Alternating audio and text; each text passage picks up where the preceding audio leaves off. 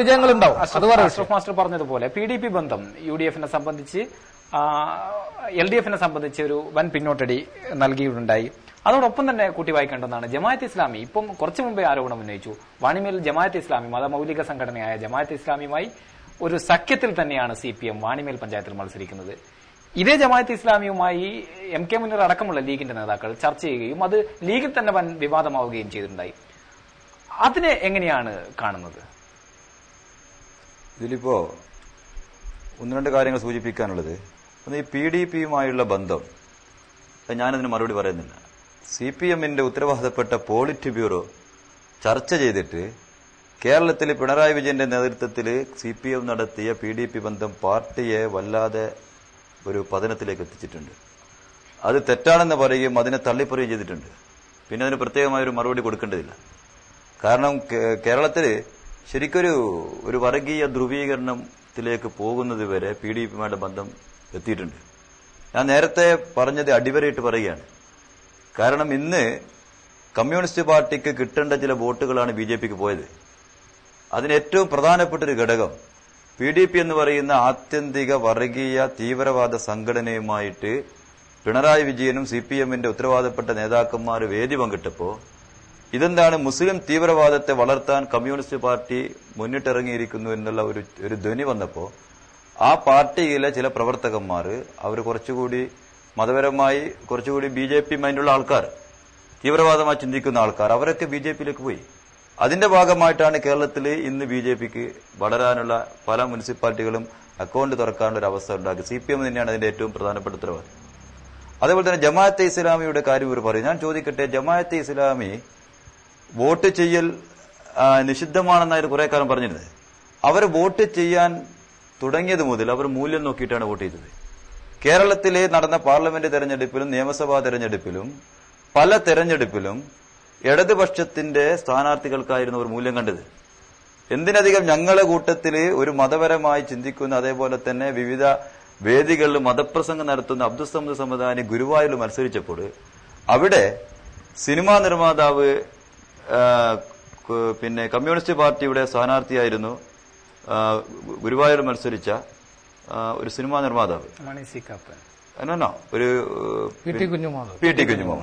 ആ PT കുഞ്ഞുമുഹമ്മദിനെതിരായിട്ട് സമദാനി മത്സരിച്ചപ്പോൾ നിരവധി മതവേദികളിൽ ഇസ്ലാം മതത്തിന് വേണ്ടി പ്രസംഗിക്കുന്ന അതേപോലെ തന്നെ പിന്നെ ഐക്യത്തിന് വേണ്ടി പ്രസംഗിക്കുന്ന മതേതരത്വത്തിന് വേണ്ടി പ്രസംഗിക്കുന്ന സമദാനിക്ക് മൂല്യം കാണാതെ ഇടതുപക്ഷത്തിന്റെ PT കുഞ്ഞുമുഹമ്മദിന് മൂല്യം കണ്ട ആൾക്കാരെ ജമാഅത്ത് ഇസ്ലാമി അധികമൊന്നും കൊണ്ട് കഴിഞ്ഞ തെരഞ്ഞെടുപ്പില് ജമാഅത്ത് ഇസ്ലാമി ഏത് സ്ഥാനാർത്ഥികൾക്കാണ് വോട്ട് പിടിച്ചത്? കഴിഞ്ഞ പാർലമെന്റ് തെരഞ്ഞെടുപ്പില് കേരളത്തിലെ 18 മണ്ഡലങ്ങളിൽ ഇടതുപക്ഷ ജനാധിപത്യ മുന്നണിക്ക് പരസ്യമായി പിന്തുണ കൊടുത്തവരാണ് ഇന്ത്യൻ ജമാഅത്ത് ഇസ്ലാമി. ആ മതമൌലിക സംഘടനകളുമായിട്ട് UDF-ന് ഒരു ബന്ധവുമില്ല. ഞങ്ങള് ചില പ്രശ്നങ്ങള് ഞങ്ങളുടെ പിന്നെ സാമുദായികമായ ചില പ്രശ്നങ്ങള് മുസ്ലിം വിഭാഗത്തിലെ വിവിധ ആൾക്കാരുമായി ചർച്ച ചെയ്യും. ഞങ്ങള് ഇന്ത്യൻ കേരള നദ്വത്തുൽ മുജാഹിദിന്റെ ആൾക്കാരുമായി ചർച്ച നടത്തലുണ്ട്. സമസ്ത കേരള ജമിയത്തുൽ ഉലമായുടെ ഇരു വിഭാഗങ്ങളുമായി ചർച്ച നടത്തലുണ്ട്. അതേ രീതിയിൽ ചില കാര്യങ്ങളിൽ പ്രത്യേകിച്ച് കമ്മ്യൂണിസ്റ്റ് മാർക്സിസ്റ്റ് പാർട്ടി കേരളത്തിൽ നടത്തിക്കൊണ്ടിരിക്കുന്ന ചില മുസ്ലിം ന്യൂനപക്ഷ വിരുദ്ധ സമീപനങ്ങൾ, മദ്രസ പഠനമൊക്കെ ഇവിടെ നിർത്തലാക്കാനുള്ള ചില ശ്രമങ്ങളൊക്കെ നടത്തിയപ്പോൾ, അതേപോലെ തന്നെ കേരളത്തിലെ +2 സ്കൂളുകളിൽ നിന്ന് അറബി സംസ്കൃത ഭാഷകൾ ഉന്മൂലനം ചെയ്യാൻ വേണ്ടിയിട്ട് ഇന്ന് നമുക്കറിയാം പിന്നെ സ്കൂളുകൾക്ക് ഒന്നുകിൽ 2 വിഷയങ്ങൾ മാത്രമേ സെക്കൻഡ് ലാംഗ്വേജ് തിരഞ്ഞെടുക്കാനുള്ള അവകാശമുള്ളൂ. അങ്ങനെ വരുമ്പോൾ മലയാളവും ഹിന്ദിയും തിരഞ്ഞെടുത്തു കഴിഞ്ഞാൽ അറബിക്ക് അവിടെ സംസ്കൃതത്തിനും പ്രാധാന്യമില്ല. അപ്പൊ ഇങ്ങനെയുള്ള ചില കാര്യങ്ങളുമായി അവർ മുന്നോട്ട് പോയപ്പോൾ അതിനെക്കുറിച്ച് ചർച്ച ചെയ്യാനുള്ള അതും ഒരു അനൌദ്യോഗികമായ ചർച്ചയല്ലാതെ മറ്റ് രാഷ്ട്രീയപരമായ കാര്യങ്ങൾ ജമാഅത്ത് ഇസ്ലാമിയോട് ഞങ്ങൾക്ക് ഒരു ബന്ധവുമില്ല. അത് മാത്രമല്ല, ഈ തെരഞ്ഞെടുപ്പിൽ മുസ്ലിം ലീഗിന്റെ പോക്കറ്റുകളിലാണ് ജമാഅത്ത് ഇസ്ലാമി മത്സരിച്ചുകൊണ്ടിരിക്കുന്നത്. മുസ്ലിം ലീഗിന്റെ പോക്കറ്റുകളിൽ നിന്നിട്ട് ലീഗിന്റെ വോട്ട് പിടിക്കുക, ലീഗിന്റെ വോട്ട് കുറക്കുക, എന്നിട്ട് അത് പരോക്ഷമായിട്ട് ഇടതുപക്ഷത്തിന് അനുകൂലമാകുന്ന ഒരു തീരുമാനമാണ് വാണിമേലടക്കമുള്ള സ്ഥലങ്ങളിൽ ജമാഅത്ത് ഇസ്ലാം പിന്തുടർന്നു വന്നത്. അത് മാത്രമല്ല, വാണിമേൽ ഏറ്റവും വിചിത്രമായൊരു കൂട്ടുകെട്ട്. ഞങ്ങൾ കഴിഞ്ഞ പല വേദികളും പറഞ്ഞ പോലെ തന്നെ 3-ാം വാർഡില് ഈ ജമാഅത്തെ ഇസ്ലാമി പിന്തുണക്കുന്ന ജനകീയ മുന്നണിയുടെ സ്ഥാനാർത്ഥി EV കുഞ്ഞബ്ദുള്ള എന്ന് പറയുന്ന സ്ഥാനാർത്ഥിയാണ് ആദ്യം പ്രഖ്യാപിച്ചത്. അത് ഇവിടെ നിന്ന് പ്രഖ്യാപിച്ചത് ജമാഅത്തെ ഇസ്ലാമിയുടെ ജനകീയ മുന്നണിയുടെ കോഴിക്കോട് ജില്ലാ കമ്മിറ്റി യോഗം ചേർന്നിട്ടാണ് വാണിമേൽ ഗ്രാമപഞ്ചായത്തിലെ 3-ാം വാർഡിൽ EV കുഞ്ഞബ്ദുള്ളയായിരിക്കും ജനകീയ മുന്നണിയുടെ സ്ഥാനാർത്ഥി. ആ EV കുഞ്ഞബ്ദുള്ളയെ പിൻവലിച്ചിട്ടാണ് പോതുകണ്ടി അബ്ദുള്ള എന്ന് പറയുന്ന സ്ഥാനാർത്ഥിക്ക് അവർ പിന്തുണ കൊടുത്തത്. അവർ കൊടുത്തു. ആ സ്ഥാനാർത്ഥിക്ക് ഇടതുപക്ഷം പിന്തുണ കൊടുത്ത്. പോതുകണ്ടി അബ്ദുള്ള ആദ്യം സ്വതന്ത്ര സ്ഥാനാർത്ഥിയായിട്ട് ഇടതുപക്ഷത്തിന്റെ സ്വതന്ത്ര സ്ഥാനാർത്ഥിയായിട്ട് വന്നു. അതിന് ജമാഅത്തെ ഇസ്ലാം പിന്തുണ കൊടുത്തു. അപ്പുറത്ത് 16-ാം വാർഡില് കോൺഗ്രസിന്റെ സ്ഥാനാർത്ഥിയായിരുന്ന PV സൂപ്പിയുടെ ഭാര്യയായിരുന്നു കോൺഗ്രസ് സ്ഥാനാർത്ഥിയെ നിർത്തിയത്. നമ്മൾ നോമിനേഷൻ കൊടുത്താണ്. നോമിനേഷൻ പിൻവലിക്കേണ്ട അവസാനത്തെ മണിക്കൂറിൽ 2:45 സൂപ്പിയുടെ ഭാര്യയെ വിളിച്ചു വരുത്തിയിട്ട് അവിടെ കോൺഗ്രസ് എന്ത് ചെയ്യുന്നു, പിൻവലിയുന്നു. അതേപോലെ തന്നെ CPMന്റെ സ്ഥാനാർത്ഥി അച്ചാരണ്ടി സുബൈറിന്റെ ഭാര്യയെ അവിടെ മരയിപ്പിക്കുന്നു. എന്നിട്ട് ഇവർ കോൺഗ്രസും CPMഉം അതേപോലെ തന്നെ ജമാഅത്തെ ഇസ്ലാമിയും സംയുക്തമായിട്ട് അവിടെ ഒരു സ്ഥാനാർത്ഥി നിർപ്പിക്കുന്നു. മാത്രമല്ല ഈ തെരഞ്ഞെടുപ്പ് ദിവസം നമ്മൾ കണ്ടതാണ് ജമാഅത്തെ ഇസ്ലാമിയുടെ കൂടെ അവിടെ ബൂത്തിലിരിക്കാൻ CPMന്റെ ആൾക്കാരുള്ളത്, ജമാഅത്തെ ഇസ്ലാമിന്റെ കൂടെ വോട്ടർമാരെ കൊണ്ടുവരാൻ CPMന്റെ ആൾക്കാരുള്ളത്. ഇവരെങ്ങനെ ഏറ്റവും നെറികെട്ട ഒരു രാഷ്ട്രീയ കൂട്ടുകെട്ടാണ് വാണിമേൽ നടത്തിയത്. അപ്പൊ ഇത് തന്നെയാണ് വാണിമേൽ മാത്രമല്ല അങ്ങോളം കേരളത്തിൽ അങ്ങോളം ഇങ്ങോളം എവിടെയാണ് UDFനെ പരാജയപ്പെടുത്താൻ സാധിക്കുന്നത് അവിടെ ഏത് വർഗീയ കൂട്ടുകക്ഷികളുമായിട്ട് കൂട്ടുകൂടുക, എന്നിട്ട് പിന്നെ UDF ആണ് വർഗീയവാദികളെ കൂട്ടുകൂടുന്നത് എന്നുള്ള ഒരു ചിത്രം ചാനലുകളിലൂടെ അല്ലെങ്കിൽ പത്രങ്ങളിലൂടെ ജനങ്ങളിൽ എത്തിക്കുക. ആ ഒരു സമീപനമാണ് തുറന്നുകൊണ്ടത്. ഞാൻ ഒന്നുകൂടി പറയട്ടെ, KCBC നടത്തിയ പ്രസ്താവന അത് അവരുടെ പ്രസ്താവനയാണ്. അത് UDF അതിനെ തള്ളുകയോ കൊള്ളുകയോ ചെയ്യുന്നില്ല. പക്ഷെ ഞങ്ങൾക്ക് പറയുന്നുണ്ട് എല്ലാ കാലത്തും ഒരു സംഘത്തിനെതിരായിട്ട് KCBCക്കെതിരായിട്ട് ക്രിസ്ത്യൻ മാനേജ്മെന്റ് സ്ഥാപനങ്ങൾക്കെതിരായിട്ട് CPMന്റെ വിദ്യാർത്ഥി സംഘടന നടത്തിയ സമരത്തിലാണ്. ഒരു സാമുദായിക സംഘടന നേതൃത്വം കൊടുക്കുന്ന സ്ഥാപനങ്ങൾ അടിച്ചു തകർക്കുക, ആ സമുദായ സംഘടനയുടെ നേതാക്കന്മാരെ പൊതുജന മധ്യത്തിൽ വെച്ച് അവഹേളിക്കുക, രൂപതയെപ്പറ്റി രൂപത എന്ന് പറഞ്ഞുകൊണ്ട് കളിയാക്കിയിട്ട് അവരെ അഴിമതിക്കാരായി ചിത്രീകരിക്കുക. ഇതൊക്കെ വരുമ്പോൾ സ്വാഭാവികമായിട്ടും അവരിലുണ്ടാകുന്ന ഒരു പ്രതികരണം, അവർക്ക് ബാലറ്റിലൂടെ മാത്രമേ CPMനോട് പ്രതികാരം ചെയ്യാൻ പറ്റൂ. കാരണം CPM എന്ന് പറയുന്ന കേരളത്തിലെ ഒരു പ്രമുഖ രാഷ്ട്രീയ പാർട്ടിയുമായിട്ട് തല്ലാനോ അല്ലെങ്കിൽ അവർ അടിച്ചോടിക്കാനോ ഒന്നും KCBCക്ക് സാധ്യമല്ല, ക്രിസ്ത്യൻ മാനേജ്മെന്റ് സാധ്യമല്ല. അപ്പൊ അവർക്കൊരു അവസരം കിട്ടി. ബാലറ്റ് യുദ്ധം വന്നപ്പോൾ എന്ത് ചെയ്തു, ആ യുദ്ധത്തിൽ അവരുടെ അഭിപ്രായം അവർ രേഖപ്പെടുത്തി. അപ്പം അതിന്റെ സന്തോഷത്തിൽ എന്ത് ചെയ്തു, CPM തോക്കുമ്പോൾ അവരുടെ നേതാക്കന്മാർ പറയുന്നു ഞങ്ങളുടെ ആശയങ്ങൾ ഇവിടെ കേരളത്തിൽ നടപ്പിലാക്കാൻ പോവുകയാണ്. അത്രമാത്രമേ ഇതിലുള്ളൂ. അത് ഇതിൽ വളരെ വ്യക്തത വരുത്തേണ്ട ഒരു കാര്യം, വാണിമേൽ ഗ്രാമപഞ്ചായത്തിനെ സംബന്ധിച്ച് ഉയർന്നു വന്നിരിക്കുന്ന വിഷയം ജമാഅത്തെ ഇസ്ലാമി ബന്ധം, അതിന് തീർച്ചയായും ഒരു വ്യക്തത വരുത്തേണ്ട ബാധ്യത വരുത്തേണ്ടതുണ്ട്. ഞാൻ പറയാം, അതിനിടയ്ക്കൊരു കാര്യം കൂടി പറയാം. നേരത്തെ ഞങ്ങൾ ചോദിച്ചൊരു ഉപചോദ്യം, ഭരണനേട്ടങ്ങൾ ജനങ്ങളിലെത്തിക്കാൻ കഴിഞ്ഞിട്ടുണ്ടോ? കഴിയാതിരുന്നത് നമുക്ക് പാർട്ടിക്ക് വന്ന ക്ഷണമല്ല. എങ്ങനെ കഴിയും? UDFന്റെ സഖ്യകക്ഷികൾ മാത്രമല്ല, കേരളത്തിലെ ചാനലുകൾ മുഴുവൻ UDFന് വേണ്ടി കുഴലൂത്ത് എല്ലാ മാധ്യമങ്ങളും. അപ്പോ അവര് നിസ്സാരമായ പ്രശ്നങ്ങൾ, ഇന്നിപ്പോ റിസൾട്ട് നോക്കിയ മനോരമ ചാനൽ UDF ഒരു സീറ്റ് ഒരു വാർഡ് ജയിച്ചാൽ അത് വൻ സംഭവമാക്കിയിട്ട് പിടിച്ചെടുത്തു. ഭയങ്കര സംഭവം. വളരെ നിസ്സാരമായി. എന്തുകൊണ്ട് മാധ്യമങ്ങൾ ഇങ്ങനെ അത് നിങ്ങൾ വർഗപരമായ ഒരു വീക്ഷണമുണ്ട് CPMന്. ജുഡീഷ്യറി, മീഡിയാസ്, ഇവർ ഈ ലോകത്ത്, ഈ കേരളത്തിലോ ഇന്ത്യ രാജ്യത്തോ വർഗപരമായ പക്ഷപാതിത്വമില്ലാതെ വർഗവിയോജിതമായ സമൂഹത്തിനകത്ത് മാധ്യമങ്ങൾക്കോ വ്യക്തിക്കോ ജീവിക്കാൻ കഴിയില്ല.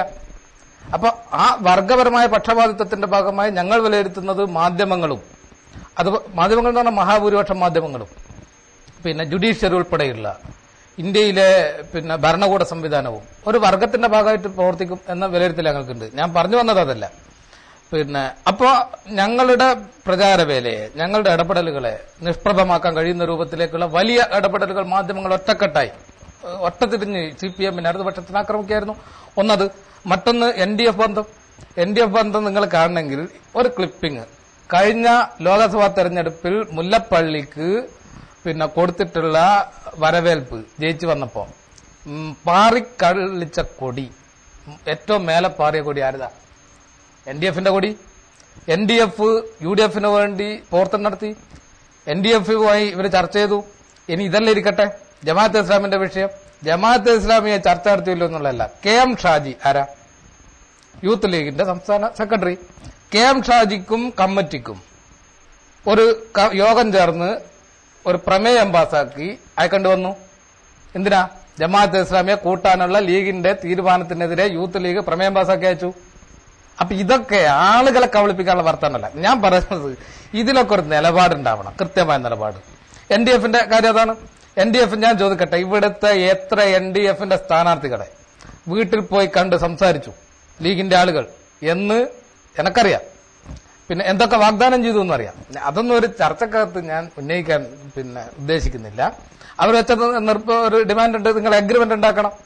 ഞങ്ങൾക്കൊരു പൊതുയോഗത്തിൽ ഉയർത്തിപ്പിടിക്കാൻ കഴിയുന്ന അഗ്രിമെന്റ് ഉണ്ടാക്കി കഴിഞ്ഞാൽ ഞങ്ങൾ പിൻവലിക്കാമെന്ന് NDF പറഞ്ഞിട്ടുണ്ട്. ഇനി നിൽക്കട്ടെ, ഇവിടെ പ്രതിപാദിക്കപ്പെട്ട ഒരു സ്ഥാനാർത്ഥി EV കുഞ്ഞബ്ദുള്ളയുടെ സ്ഥാനാർത്ഥിത്വം എങ്ങനെ പിൻവലിക്കപ്പെട്ടത്?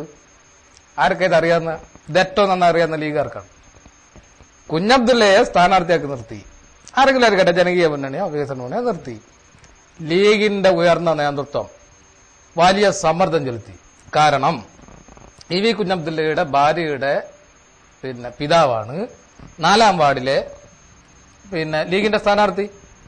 അതിന്റെ ഒക്കെ പശ്ചാത്തലത്തിൽ EV കുഞ്ഞബ്ദുള്ള ജമാഅത്ത് ഇസ്ലാമിയാണോ എന്ന് എനിക്കറിയില്ല. ജമാഅത്ത് ഇസ്ലാമി അല്ല എന്ന് എനിക്ക് തോന്നുന്നത്. ജമാഅത്ത് ഇസ്ലാമി അല്ല. അയാള് ഒരു നിലപാട് സ്വീകരിച്ചിരുന്നു ആ തെരഞ്ഞെടുപ്പിൽ.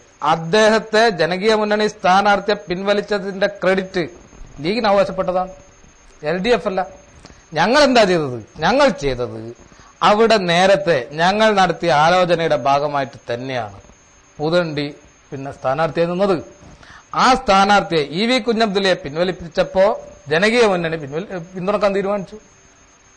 അത് വേണ്ട എന്ന നിലപാട് ഞങ്ങൾ സ്വീകരിച്ചിട്ടില്ല. കാരണം LDF സ്ഥാനാർത്ഥിയായിരുന്നില്ല, പൊതു സ്വതന്ത്ര സ്ഥാനാർത്ഥിയായിരുന്നു. ഇതാണല്ലോ ഞാൻ പറയുന്നത്. ഇതൊക്കെ വസ്തുതകൾക്ക് നിരക്കാത്ത കാര്യങ്ങൾ ഇങ്ങനെ ഉന്നയിക്കുമെന്നുള്ളതല്ല. മദ്രസ പഠനം ഞാൻ ചോദിക്കട്ടെ, കേന്ദ്ര വിദ്യാഭ്യാസ നയം വരാൻ പോവാണ്. ഇവിടെ എത്ര കാലമാണ് കേരളത്തിലെ ജനങ്ങളെ തെറ്റിദ്ധരിപ്പിച്ച് ഇതാ മദ്രസകൾ പൂട്ടാൻ പോകുന്നു, നിരീശ്വരവാദം കൊണ്ടുവരുവാണ്, മദ്രസകൾ പ്രവർത്തിക്കാൻ അനുവദിക്കില്ല എന്ന പ്രചാരം അഴിച്ചുവിട്ടത് എന്തുണ്ടായി കേരളത്തിൽ? ഞങ്ങൾ പറഞ്ഞു ഒരു പഠനം നടത്താൻ ഒരു കമ്മീഷനെ നിശ്ചയിച്ചു. ആ കമ്മീഷനിൽ അഭിപ്രായങ്ങൾ പറഞ്ഞിട്ടുണ്ട് എന്നുള്ളതൊഴിച്ചാൽ കേരളത്തിലെ വിദ്യാഭ്യാസ സമയത്തിൽ മാറ്റം വരുത്താൻ ഗവൺമെന്റ് തീരുമാനിച്ചിട്ടില്ല ഞങ്ങൾ പറഞ്ഞു. എന്നിട്ട് എന്തൊക്കെ കോപ്രായങ്ങളാണ് കേരളത്തിന്റെ തെരുവീതികളിൽ മുസ്ലിം ലീഗും മലപ്പുറം ജില്ലയിലെ പല ഭാഗങ്ങളിലും കാണിച്ചു വെച്ചത്. എല്ലാ സാമുദായിക സംഘടനകളെയും ഒന്നിപ്പിച്ചു. എന്തിന്റെ പേരിൽ? പുലി വരുന്നേ പുലി എന്നാണ്. പുലി വന്നിട്ടില്ലായിരുന്നു. അപ്പൊ ആ നിലയിലാണ് ഇവരുടെ എല്ലാ കാലത്തുമുള്ള എന്തെങ്കിലും ചെറിയ വിഷയം വരുമ്പോ ന്യൂനപക്ഷങ്ങൾ സംഘടിക്കണമെന്ന് പറഞ്ഞ് ജമാഅത്തെ ഇസ്ലാമി ആയാലും മറ്റു സാമൂഹിക സംഘടനകളായാലും എല്ലാവരെയും കൂട്ടിയോജിപ്പിച്ച് ജനങ്ങളെ തെറ്റിദ്ധരിപ്പിച്ച് LDF-നെതിരായി വലിയ മുന്നേറ്റം നടത്താനുള്ള ശ്രമം എല്ലാ കാലത്തും ഉണ്ടായിട്ടുണ്ട്. അപ്പൊ NDF-ന്റെ കാര്യത്തിൽ നിങ്ങൾ ഈ മുല്ലപ്പള്ളിയുടെ കൂടി ഒന്ന് പറയണം. ഈ വാണിമൽ പഞ്ചായത്തിൽ NDF സ്ഥാനാർത്ഥികളെ പിൻവലിപ്പിക്കാൻ നിശ്ചയമായി ഞാൻ പറയുന്നു, NDF സ്ഥാനാർത്ഥികളെ പിൻവലിപ്പിക്കാൻ എത്ര മുസ്ലിം ലീഗിന്റെ നേതാക്കൾ ഈ വാണിമൽ പഞ്ചായത്തിലെ NDF-ന്റെ ആളുകളെ പോയി കണ്ടിട്ടുണ്ട്? എത്ര ആളുകൾ? ഞാനൊരു കാര്യം പറയാം, ഞങ്ങൾ ഒരാളോട് സംസാരിച്ചിട്ടില്ല NDF-ന്റെ. തീർച്ചയായും അതിന്റെ മറുപടി ഇപ്പൊ തന്നെ നമുക്ക് വ്യക്തമാക്കാവുന്നതാണ്. ഇവിടെ നിന്ന് എന്റെ സുഹൃത്ത് തെളിവ് വേണേ ഞാൻ നിർത്തും. പിന്നീട് നമ്മള് കേരളം മൊത്തം ഒന്ന് ആലോചിക്കണ്ട. വാണിമേൽ പഞ്ചായത്തില് ഈ STP സ്ഥാനാർത്ഥികൾ മത്സരിക്കുന്നത് മുസ്ലിം ലീഗിന് മെജോറിറ്റിയുള്ള വാർഡുകളിലാണ്. ഒന്ന്, എന്റെ വാർഡില് STPയുടെ സ്ഥാനാർത്ഥിയുണ്ട്, ഇസ്മായിൽ. അവൻ പിടിക്കുന്ന വോട്ടുകള് 10 വോട്ട് പിടിച്ചാൽ അതിന്റെ ഗുണം ലഭിക്കുന്നത് അപ്പുറത്തുള്ള LDF-ന്റെ സ്ഥാനാർത്ഥിക്കാണ്. കാരണം മുസ്ലിം വോട്ടുകള് ലക്ഷ്യം വെച്ചുകൊണ്ടാണ് ഇവർ ഇറങ്ങുന്നത്.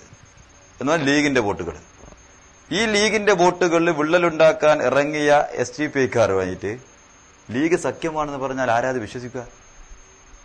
ലീഗിന്റെ കേന്ദ്രങ്ങളില് ലീഗിന്റെ വോട്ട് ബാങ്കിൽ വിള്ളലുണ്ടാക്കാൻ വേണ്ടിയിട്ട് ലീഗിന്റെ സ്ഥാനാർത്ഥികൾക്കെതിരെ കള്ളപ്രചരണം നടത്തിയിട്ടാണ് വീടുകളിൽ പ്രചരണം നടത്തിയത്. എനിക്കെതിരെ വ്യക്തിപരമായിട്ട് ആരോപണങ്ങൾ പലതും NDF-ആർ പറഞ്ഞിട്ടുണ്ട്. ആ ആരോപണങ്ങൾ CPM-ആർ ഏറ്റു പറഞ്ഞിട്ടുണ്ട്. അവർ വീടുകളിൽ കയറി പറയുന്ന ചില ആരോപണങ്ങൾ CPM-ന്റെ ഉത്തരവാദപ്പെട്ട നേതാക്കന്മാരുമായി കേട്ടി പ്രസംഗിച്ചിട്ടുണ്ട്. ഇങ്ങനെ ഈ പഞ്ചായത്ത് തെരഞ്ഞെടുപ്പില് വളരെ ശക്തമായിട്ട് ലീഗും STPയും തമ്മിൽ ഒരു സ്ഥലത്തും രാജിയായിട്ടില്ല. അവരുമായി ഞങ്ങൾ ചർച്ചയ്ക്ക് പോയിട്ടില്ല, ഒരു ശ്രമം നടത്തില്ല. ഞങ്ങൾക്ക് ഉറപ്പുണ്ട് അവര് നിൽക്കുന്ന വാർഡുകളില് 4 സ്ഥാനാർത്ഥികൾ, ലീഗിന്റെ വാർഡുകളിൽ 4 STP സ്ഥാനാർത്ഥികളുണ്ട്. ഈ 4 സ്ഥാനാർത്ഥികളും കൂടി വന്നാൽ ഒരു 150 വോട്ടിന് ചോട മാത്രമേ കിട്ടുകയുള്ളൂ. 100-150 അത് അവരുടെ ചില വ്യക്തിപരമായ ബന്ധങ്ങളും അതേപോലെ തന്നെ അപ്പുറത്ത് 184 വാർഡുകളിൽ 100 വോട്ട് എന്നുള്ളത് വലിയ അധികമുള്ള വോട്ടൊന്നുമല്ല. അതിലപ്പുറം അവർ കിട്ടില്ല. അത്തരം ആ ഒരു പരിഗണന മാത്രമേ STPക്ക് ഞങ്ങൾ കൊടുത്തിട്ടുള്ളൂ. അങ്ങനെയുള്ള STPക്കാരുടെ പിന്നാലെ ഞങ്ങൾ പോയിട്ട് പിൻവലിപ്പിക്കാനുള്ള ശ്രമം നടത്തി എന്ന് പറയുന്നത് ഒരിക്കലും ശരിയല്ല. ഞങ്ങളതിനെ ശ്രമിച്ചിട്ടില്ല എന്ന് മാത്രമല്ല, ഞങ്ങളുടെ രാഷ്ട്രീയ അജണ്ടയിൽ CPM പോലെ തന്നെ SDPI ഞങ്ങളുടെ ശത്രുപക്ഷത്തിൽ നിൽക്കുന്ന സംഘടന തന്നെയാണ്. കാരണം